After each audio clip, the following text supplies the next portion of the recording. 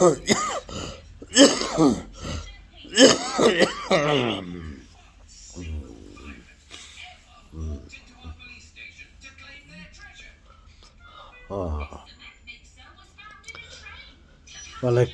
செல்வங்களே. இறைவா, முதலில் உனக்கு வணக்கம், பிறகு செல்வங்களுக்கு.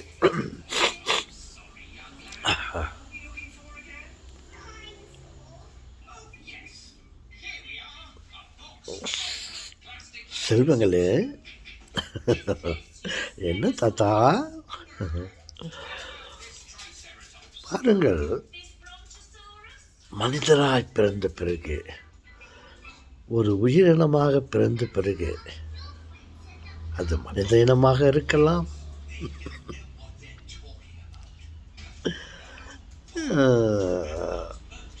ஆடு மாடுகளாக இருக்கலாம், பறவை, கோழி, கொக்கு, மீன், ஏதெல்லாம் இருக்கலாம். ஏன் மரம், செடி, கொடி, வேறு ஏதாவது விட்டுட்டு இருக்கிறதெல்லாம் உயிரினங்கள். அது எதுவாக இருந்தாலும் சரி, யாராக இருந்தாலும் சரி, உடல் நலம் மிகவும் அவசியம். உடல் ஆரோக்கியமாக இருந்தால் போதும், அனைத்து சம்பத்துகளும் நம்மிடம் இருப்பதைப் போல் இருக்கும். உடல்நலம் சரியில்லை என்றால் என்ன இருந்து என்ன பிரயோஜனம்?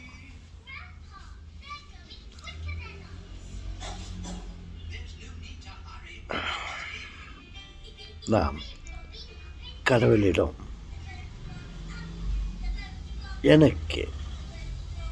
எங்களுக்கு நல்ல உடல் ஆரோக்கியத்தை தாருங்கள் என் தந்தையே என்று நாம் கேட்போம்.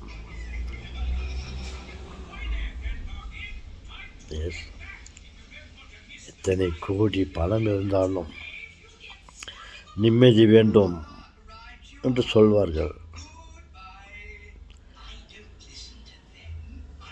நான் சொல்கிறேன், நான் நினைக்கிறேன், அதற்கு முன்னால் உடல் ஆரோக்கியம் வேண்டும். அந்த உடல் ஆரோக்கியம் நன்றாக இருந்தால் நிம்மதி இல்லை என்றாலும் பரவாயில்லை, நம்மால் தாங்கிக் கொள்ள முடியும், ஏற்றுக்கொள்ள முடியும். உடல் நலமே அடிபட்டு போனால் என்ன இருந்து என்ன பயன்? ஏன் தாத்தா, உடல் நலம் சரியில்லையா? குறைந்தபட்சம் உடல் நலம் சரியில்லை, அது தானாகவே அது சரிப்பட்டு போய்விடும். நீங்கள் நலமா? நீங்கள் நலத்தோடு இருக்க தாத்தா ஆசைப்படுகிறேன்.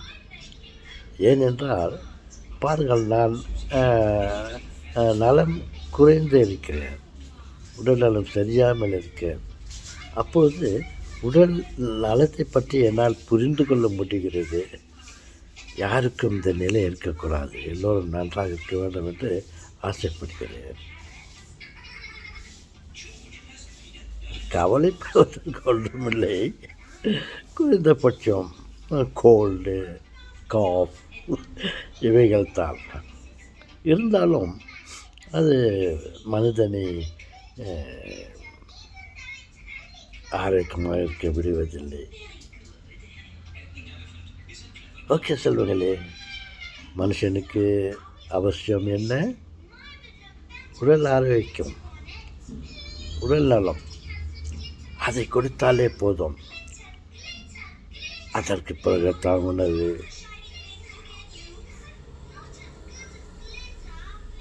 மற்றவைகள்.